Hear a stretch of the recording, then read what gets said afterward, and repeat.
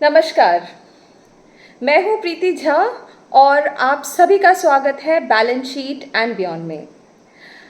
तो कुछ दिन पहले मेरे क्लास 11 के छात्र जो क्लास 12 में जाने वाले हैं, उन्होंने बहुत रिक्वेस्ट की कि मैम आप सिर्फ क्लास 11 के कंटेंट पर ध्यान दे रहे हो, प्लीज़ थोड़ा क्लास 12 के कंटेंट पर भी ध्यान दो। तो मैंने सोचा along with class 11 content, we should also focus on class 12's content. So I decided to start with the first chapter in class 12 so that जो क्लास 12 के स्टूडेंट्स हैं उनको भी इन एक्सप्लेनेशन से थोड़ा फ़ायदा मिले। तो आइए आज हम शुरू करेंगे पार्टनरशिप से। चलिए समझते हैं पार्टनरशिप है क्या। तो क्लास 11 बिजनेस स्टडीज़ में आप ऑलरेडी पढ़ चुके हैं कि पार्टनरशिप एक ऐसा अरेंजमेंट है या फिर एक ऐसा अग्रीमेंट है बिटवीन टू और मोर पर्सन्स, दो या दो से अधिक लोगों के बीच में एक ऐसा अरेंजमेंट है जहाँ पे वो अग्री करते हैं। याद रखिए, वॉलंटरी एसोसिएशन, जहाँ पर वो खुद से अग्री करते हैं एक बिजनेस करने के लिए और वो साथ में आते हैं, कैपिटल इंट्रोड्यूस करते हैं और बिजनेस से होने वाले जो प्रॉफिट्स हैं या लॉसेस हैं उनको शेयर करते हैं। ठीक है, तो इसी पार्टनरशिप के बेसिक्स को लेकर के हम अकाउंटिंग फॉर पार्टनरशिप में जाते हैं। जो सबसे पहली चीज़ हमें यहाँ पढ़नी है वो है नेचर ऑफ पार्टनरशिप। दूसरा, पार्टनरशिप डीड, जिसके बारे में ऑलरेडी आपने क्लास 11 में पढ़ रखा है, फिर भी मैं थोड़ा सा आपके लिए रिवाइज कर दूंगी। तीसरा, स्पेशल एस्पेक्ट्स ऑफ पार्टनरशिप। चौथा, मेंटेनेंस ऑफ कैपिटल अकाउंट्स, कितने तरह के कैपिटल अकाउंट्स होते हैं और किस तरह से हम कैपिटल अकाउंट्स पार्टनरशिप के केस में मेंटेन करते हैं। और पांचवा, हम प्रॉफिट को कैसे डिस्ट्रीब्यूट करते हैं पार्टनरशिप में, अरेंजमेंट कैसा होता है और किस तरह से हम उसका अकाउंटिंग ट्रीटमेंट करते हैं। छठा, अगर हम किसी पार्टनर को गारंटी देते हैं किसी प्रॉफिट शेयर का, उसके बारे में भी हम कवर करेंगे इस चैप्टर में। और सबसे अंत में हम कुछ पास्ट एडजस्टमेंट्स के बारे में बात करेंगे। तो ये आपका सिनॉप्सिस है। चलिए, पार्टनरशिप के बारे में तो आप सभी जानते हैं, उसके बारे में रिवाइज कर लेते हैं। पार्टनरशिप बिजनेस वो बिजनेस है जहां दो या दो से अधिक लोग एक साथ मिलते हैं और उसके प्रॉफिट्स एंड लॉसेस शेयर करते हैं। ये डेफिनेशन आपको सेक्शन 4 इंडियन पार्टनरशिप एक्ट 1932 में मिल जाएगा। तो पार्टनरशिप का डेफिनेशन है, it's a relationship between persons who have agreed to share the profits and losses arising from the business, and the partnership business will be carried on by all or one acting on behalf of all। तो यहाँ से हमारा features of partnership भी निकल आता है। सबसे पहले फीचर्स समझते हैं पार्टनरशिप का। सबसे पहला, दो या दो से अधिक लोग का होना। तो इससे हमें पता चलता है मिनिमम नंबर ऑफ पार्टनर्स होने चाहिए 2, मैक्सिमम नंबर होने चाहिए 50। पर इंडियन कंपनीज एक्ट के तहत ये बोला गया है कि अगर आप पार्टनरशिप बिजनेस कर रहे हैं तो आपके पास 100 पार्टनर्स हो सकते हैं, पर सेंट्रल गवर्नमेंट ने उस पर एक मैक्सिमम लिमिट रखा है और वो है 50। खैर, आपको बस ये जानना है कि नंबर ऑफ पार्टनर्स कितने हो सकते हैं, मिनिमम 2, मैक्सिमम 50, क्योंकि सेंट्रल गवर्नमेंट के ऊपर जो प्रेस्क्राइब लिमिट है उसके ऊपर कंपनीज एक्ट सुपरसीड नहीं कर सकती। दूसरा फीचर है एग्रीमेंट। दो या दो से अधिक लोग जो पार्टनर बनकर एक बिजनेस कर रहे हैं उनके बीच में एक म्यूचुअल अग्रीमेंट होना चाहिए। इसका मतलब किसी ने आपको ज़ोर ज़बरदस्ती नहीं की, किसी ने आपको जबरन नहीं बोला कि उस बिजनेस को कैरी ऑन कीजिए। ठीक है, तो ये आप अपनी मर्जी से करते हैं। तीसरा फीचर होता है शेयरिंग प्रॉफिट्स एंड लॉसेस। उस बिजनेस से अराइज होने वाले हर एक वो प्रॉफिट और लॉसेस पे उन सारे पार्टनर्स का अधिकार होगा जो मिलकर इस बिजनेस को चला रहे हैं। और चौथा, जो सबसे इम्पॉर्टेंट फीचर है, वो है म्यूचुअल एजेंसी। अब ये म्यूचुअल एजेंसी क्या होता है, इसको बहुत अच्छे से समझते हैं। एक पार्टनर सबके लिए काम करेगा या सारे पार्टनर उस पार्टनरशिप के लिए काम करेंगे। तो म्यूचुअल एजेंसी का मतलब एक पार्टनर सबके लिए या पूरी फर्म के लिए एक्ट करता है। ठीक है, कि हर एक पार्टनर जो उस पार्टनरशिप बिजनेस से जुड़ा है वो एक एजेंट भी है और प्रिंसिपल भी। सबसे लास्ट सबसे इम्पॉर्टेंट फीचर है liability. Liability of partners unlimited होंगे। ठीक है, ये सारी चीज़ें हम ऑलरेडी क्लास 11 में पढ़ चुके हैं। अब आते हैं पार्टनरशिप डीड पर। मान लीजिए 3 लोग एक साथ पार्टनरशिप बिजनेस करना चाहते हैं, उनमें से एक को कुछ चीज़ें पसंद नहीं आई, तीनों के बीच कुछ बात को लेकर झगड़ा हो गया।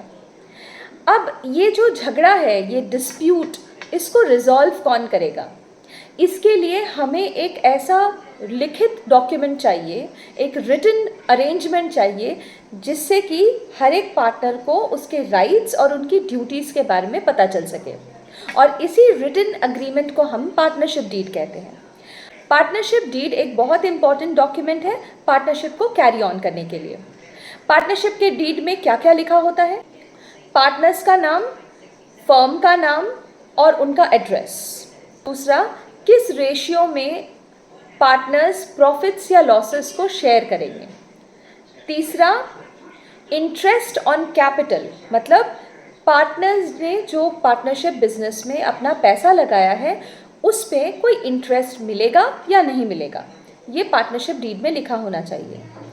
पार्टनर्स जो बिजनेस से पैसा उठा कर ले जाते हैं, दैट इज ड्राइंग्स, उन ड्राइंग्स पर कोई इंटरेस्ट उन्हें चार्ज किया जाएगा या नहीं किया जाएगा। ठीक है, इसके अलावा सैलरी या कमीशन अगर पार्टनर को दिया जाएगा तो कितना और कब, और इसके अलावा पार्टनर्स की राइट्स एंड उनकी ड्यूटीज़। ठीक है, इसके अलावा रिकन्स्टिट्यूशन के बारे में भी काफ़ी कुछ लिखा रहता है। रिकन्स्टिट्यूशन का मतलब होता है जब पार्टनरशिप का फॉर्म चेंज होने लगता है। ठीक है, जैसे एडमिशन हुआ एक नए पार्टनर का, किसी पार्टनर की डेथ हो गई, रिटायरमेंट हो गया, उन केसेस में हम कैसे प्रॉफिट्स एंड लॉसेस शेयर करेंगे और क्या क्या चीज़ के लिए पार्टनर्स एंटाइटल्ड होंगे। ठीक है, ये हो गया पार्टनरशिप डीड। अब सबसे ज़रूरी बात, पार्टनरशिप डीड के ना होने पर क्या होता है। पार्टनरशिप डीड अगर ना हो तो पार्टनर्स को कोई सैलरी नहीं मिलेगी, कोई कमीशन नहीं मिलेगा, इंटरेस्ट ऑन कैपिटल नहीं मिलेगा, इंटरेस्ट ऑन ड्राइंग्स भी चार्ज नहीं किया जाएगा। पर एक चीज़ है जो उनको मिलेगा, वो है इंटरेस्ट ऑन लोन। अगर पार्टनर ने फर्म को कोई लोन दिया है तो उस लोन पर उन्हें 6% का इंटरेस्ट मिलेगा। ये सारी चीज़ें इंडियन पार्टनरशिप एक्ट 1932 में कही गई हैं। अब आते हैं हमारे चौथे पॉइंट पर, वो है मेंटेनेंस ऑफ कैपिटल, जो मैंने आपको शुरुआत में बताया था। कैपिटल का मेंटेनेंस हम 2 तरीके से कर सकते हैं। पार्टनर्स के कैपिटल अकाउंट्स या तो फिक्स्ड हो सकते हैं या फिर फ्लक्चुएटिंग। फिक्स्ड कैपिटल का मतलब है पार्टनर्स ने शुरुआत में जो कैपिटल कंट्रीब्यूट किया वो हमेशा फिक्स्ड रहेगा। मतलब फिक्स्ड कैपिटल में, कैपिटल अकाउंट में कोई चेंजेस नहीं होंगे। कोई चेंजेस का मतलब इंटरेस्ट ऑन कैपिटल की वजह से, चाहे इंटरेस्ट ऑन ड्राइंग्स के वजह से या शेयर ऑफ प्रॉफिट के वजह से कोई चेंजेस नहीं होते हैं। ओके, बहुत कंफ्यूजिंग हो गया, इसको थोड़ा सिंपल करते हैं। अगर फिक्स्ड कैपिटल है तो हम 2 अकाउंट मेंटेन करेंगे, एक पार्टनर्स कैपिटल अकाउंट, दूसरा partners current account. Partners capital account में हम कोई एडजस्टमेंट्स नहीं करेंगे जब तक कि कोई विड्रॉवल फ्रॉम द कैपिटल या फिर इंट्रोडक्शन टू द कैपिटल ना हो।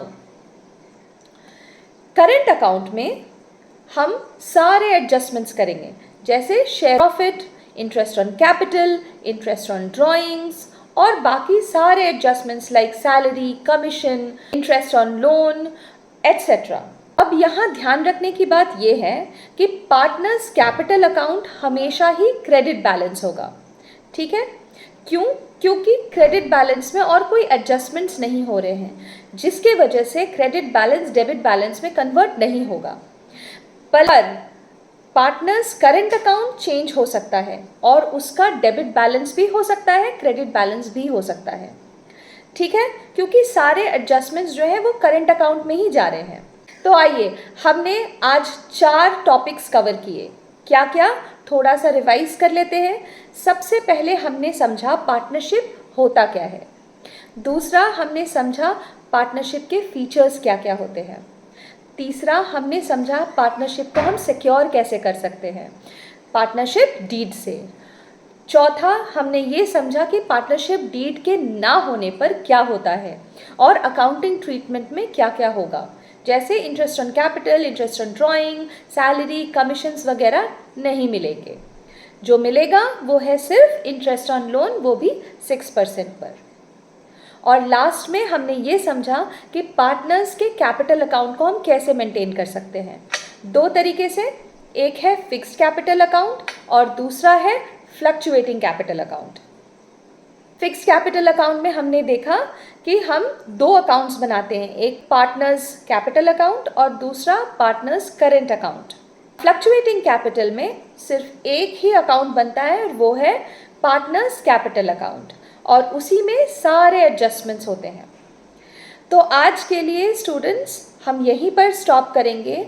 इसके बाद हम थोड़ा बहुत पीएल अप्रोप्रिएशन के बारे में बात करेंगे और पीएल अप्रोप्रिएशन क्यों बनाते हैं, उसमें क्या क्या चीज़ें जाती हैं और क्या क्या आइटम्स हम उसमें डालते हैं, ये सारी चीज़ों के बारे में डिस्कस करेंगे। तब तक पढ़ते रहिए, खुश रहिए और खूब मज़े कीजिए। अगर आपको मेरा कंटेंट अच्छा लगता है तो प्लीज़ लाइक करें, सब्सक्राइब करें और फ्रेंड्स के साथ भी शेयर करें ताकि उन्हें भी मेरे कंटेंट का फ़ायदा मिल सके। Thank you so much. नमस्ते।